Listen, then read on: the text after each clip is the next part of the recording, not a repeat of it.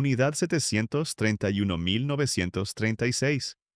Distrito de Pingfang, Harbin, China. En la región de Manchuria, ocupada por Japón y convertida en el estado títere de Manchukuo, se levantaba un complejo rodeado de alambre de púas y estrictamente vigilado por el ejército imperial japonés. Su nombre oficial era Departamento de Prevención Epidémica y Purificación de Agua. Su verdadero nombre, Unidad 731. Bajo esa fachada sanitaria operaba uno de los centros de guerra biológica y química más brutales del siglo XX. Entre 1936 y 1945, miles de prisioneros, principalmente civiles chinos, pero también coreanos, mongoles y prisioneros de guerra soviéticos, fueron trasladados allí. No eran llamados por su nombre. Se les denominaba maruta, troncos, despojándolos incluso de su condición humana. Investigaciones de posguerra y testimonios de antiguos miembros confirmaron que los prisioneros eran infectados deliberadamente con peste bubónica, cólera, antrax, fiebre tifoidea y otros patógenos. El objetivo era observar la evolución de las enfermedades en tiempo real. No se trataba de intentar curar, sino de estudiar cuánto tardaba el cuerpo en colapsar.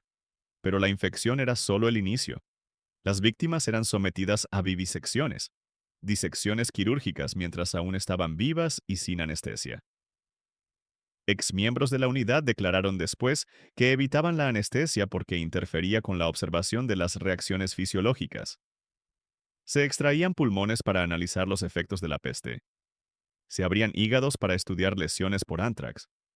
Se amputaban extremidades para examinar la pérdida de sangre, e incluso se reimplantaban en el lado opuesto del cuerpo con fines experimentales. Nada era improvisado. Médicos militares observaban y documentaban cada fase: hemorragias internas, fallos orgánicos, shock. Si un prisionero moría demasiado rápido, el procedimiento podía interrumpirse, no para salvarlo, sino para prolongar el estudio. Otros experimentos incluían exposición extrema al frío. Las extremidades eran sumergidas en agua helada hasta que la piel quedaba cubierta de hielo. Los investigadores golpeaban los brazos congelados con varillas, esperando un sonido específico que indicara congelación total. También se utilizaron cámaras de presión para estudiar la asfixia. Algunos prisioneros eran sometidos a privación de oxígeno hasta que sus ojos se desplazaban fuera de las órbitas. Otros fueron utilizados en pruebas de armamento biológico. Atados a postes, eran expuestos a bombas cargadas con patógenos. Al finalizar la guerra, se estima que al menos 3.000 personas murieron dentro de las instalaciones, y muchas más fallecieron por armas biológicas desplegadas en campo abierto. En 1945, ante la rendición japonesa, las instalaciones fueron destruidas. Edificios incendiados. Prisioneros ejecutados para eliminar testigos. Sin embargo, ocurrió algo más. Varios oficiales de alto rango obtuvieron inmunidad por parte de Estados Unidos a cambio de sus datos científicos. No fueron juzgados en los juicios de Tokio. La Unidad 731 no fue un campo de batalla. Fue un laboratorio donde la brutalidad se midió en órganos extraídos mientras el corazón aún latía. Represalias tras la incursión Doolittle. 1942. 18 de abril de 1942. 16 bombarderos estadounidenses atacaron Tokio en lo que se conoció como la incursión Doolittle. Era un golpe simbólico, pero tuvo consecuencias devastadoras lejos de Japón. Los aviones no podían regresar a su portaaviones ni alcanzar pistas seguras. La mayoría se quedó sin combustible sobre China ocupada. Las tripulaciones saltaron en paracaídas o se estrellaron en territorio controlado por Japón. Campesinos y aldeanos chinos decidieron ayudarlos. Los ocultaron, alimentaron, curaron sus heridas y los guiaron hacia zonas seguras. De 75 aviadores en 15 aviones, 64 lograron llegar a territorio aliado, gracias a esa ayuda. El ejército imperial japonés respondió con una campaña de castigo masiva conocida como la campaña Zhejiang-Jiangxi. Durante 3 o 4 meses, tropas japonesas arrasaron aproximadamente 50.000 kilómetros cuadrados. Según registros chinos y estudios históricos, comunidades enteras fueron incendiadas. Civiles ejecutados, Sospechosos torturados. Se produjeron fusilamientos masivos, asesinatos con bayoneta y quemas públicas. Mujeres y niñas de entre 10 y 65 años fueron víctimas de violencia sexual sistemática. Hombres, mujeres y niños fueron asesinados en el acto. Además, fuerzas japonesas contaminaron pozos y liberaron agentes biológicos, incluyendo cólera y fiebre tifoidea, provocando brotes entre una población ya desplazada y hambrienta. Historiadores chinos sitúan el número total de civiles muertos en aproximadamente 250.000. Al menos 10.000 fueron asesinados específicamente por haber ayudado a aviadores estadounidenses. El mensaje era claro: ayudar a Estados Unidos traería aniquilación.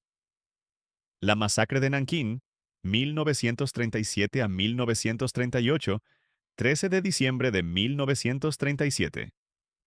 Nankín, capital china. Tras semanas de intensos combates, el ejército imperial japonés entró en la ciudad. Lo que siguió durante aproximadamente 6 semanas es conocido como la masacre de Nankín. Soldados recorrieron las calles disparando a civiles desarmados. Se realizaron registros casa por casa. Grupos de hombres fueron atados y llevados a riberas y descampados, donde eran ejecutados en masa. Algunos fueron ametrallados en filas, otros asesinados con bayonetas para ahorrar munición. En el río Yangtze, grupos eran atados, fusilados y arrojados al agua. Pero no fueron solo ejecuciones. Hubo hambre forzada, enterramientos en vida, incendios intencionados y concursos de práctica con bayoneta usando prisioneros vivos. La violencia sexual fue masiva y sistemática. Entre 20.000 y 80.000 mujeres y niñas fueron violadas, muchas posteriormente asesinadas. Observadores extranjeros, misioneros, empresarios y miembros de la comunidad internacional establecieron una zona de seguridad y documentaron los hechos en diarios y fotografías. Sus registros fueron pruebas clave en los juicios de posguerra.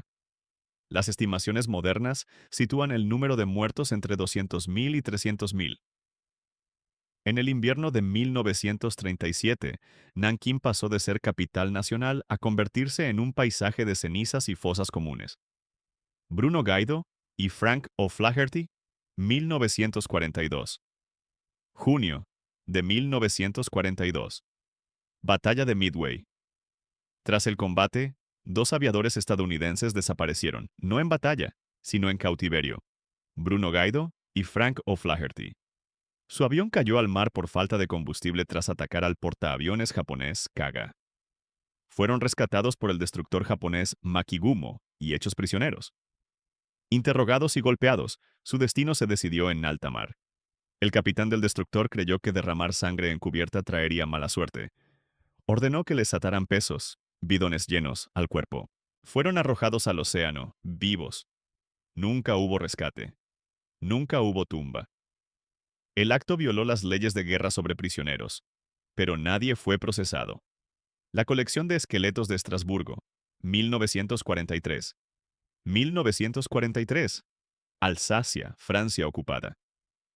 El oficial de las SS y anatomista August Hirt propuso crear una colección científica de esqueletos que representara lo que él llamaba especímenes raciales. 86 prisioneros fueron seleccionados en Auschwitz y trasladados al campo de Natzweiler-Struthof. No fueron elegidos al azar, se tomaron medidas corporales, se registraron características físicas. Fueron catalogados como objetos de estudio. Luego fueron asesinados en una cámara de gas especialmente preparada. Sus cuerpos fueron trasladados al Instituto Anatómico de la Universidad de Estrasburgo, donde serían descarnados para conservar los esqueletos. Cuando las fuerzas aliadas entraron en 1944, encontraron los cuerpos aún almacenados, junto con registros y herramientas quirúrgicas. El proyecto asumía que no quedaría nadie para reclamar a las víctimas. Hirt murió en 1945 antes de ser capturado. Las 86 personas asesinadas incluían hombres y mujeres judíos y prisioneros polacos. Sus nombres fueron recuperados después de la guerra. Estos episodios no fueron accidentes aislados del conflicto. Fueron decisiones sistemáticas, laboratorios que reemplazaron al campo de batalla, represalias contra aldeas enteras, ciudades convertidas en escenarios de ejecución y proyectos pseudocientíficos construidos sobre cuerpos humanos. En cada caso, las víctimas no murieron en fuego cruzado. Fueron el objetivo. Y aunque muchos responsables evitaron el juicio, los registros sobrevivieron. Los testimonios sobrevivieron. Los nombres sobrevivieron. Estos episodios muestran una violencia planificada, documentada y ejecutada con intención sistemática. No fueron daños colaterales del combate. Fueron decisiones organizadas contra poblaciones indefensas. Si te interesa este tipo de contenido histórico, narraciones profundas y hechos documentados que marcaron el siglo XX, suscríbete al canal y activa las notificaciones. Deja tu comentario con qué tema te gustaría que abordáramos en el próximo video.